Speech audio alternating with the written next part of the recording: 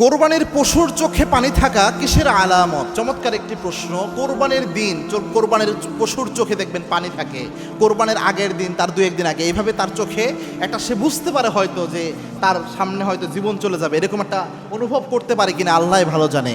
এটা কিসের আলামত বহন করে? মারাত্মক একটা বিষয়। এই কোরবানি আল্লাহ রাব্বুল আলামিনের দেওয়া অনন্য একটা বিধান। এই কোরবানি ঈদ এই উম্মতে মুহাম্মাদের জন্য একটা নিয়ামত।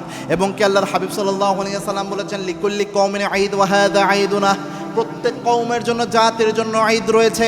আমার উম্মতের জন্য ঈদ হলো দুটা, একটা হচ্ছে ঈদুল ফিতর আর একটা হচ্ছে ঈদুল আযহা। আবার আল্লাহর হাবিব বলতেন, ঈদুল লিল আবরার ওয়া ঈদুল লিল ফুজ্জার।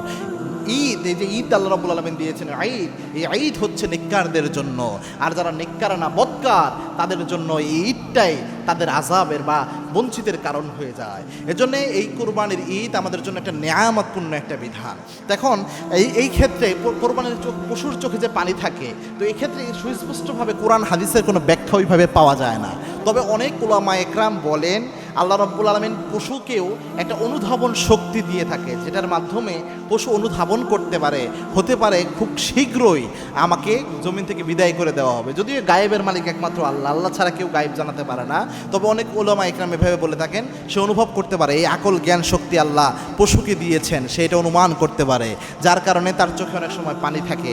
আবার অনেকে এইভাবে ব্যাখ্যা করে, অনেক উলামা একরামদের মধ্যে সুফি কেন্দ্রিক কিছু উলামা একরামের এরকম ব্যাখ্যাও আমি করেছি দু একটা কিতাবে, যে ওই পশু সে এই জন্য অস্ত্রসিক্ত হয় যে আমি আল্লাহ রাব্বুল আলামিনের দরবারে পৌঁছার জন্য কবুলিয়াত চলে এসেছে, যার কারণে সে খুশিতে একটা অস্ত্রসিক্ত যে আল্লাহর কাছে চলে যাবে, তার স্রষ্টার জন্য সে উৎসর্গকৃত হচ্ছে, এই জন্য তার চোখে অস্ত্রসিক্ত থাকে। তবে এগুলো কোনো ব্যাখ্যাকে ভ্যালিড বা অথেন্টিক 100% বলা যায় না।